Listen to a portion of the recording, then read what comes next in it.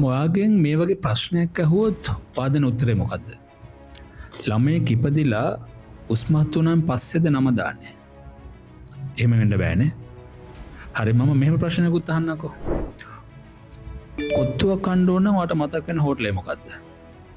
I'm sure you will say pillows.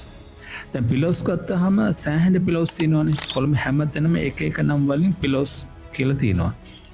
අපි හැමෝම හිතාගෙන ඉන්නේ මේ හැම pillows එකම අයිති එක්කෙනෙකුට කියලා. But that's not the case. ළඟදී ප්‍රශ්නයක්ත් වුණානේ.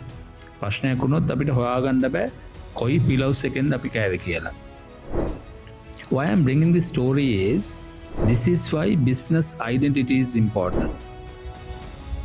අපි කියනවා branding කියලා කියනවා marketing වල. This is why it's important. If you are a business owner struggling to build your business identity, please reach out to us. We can support you.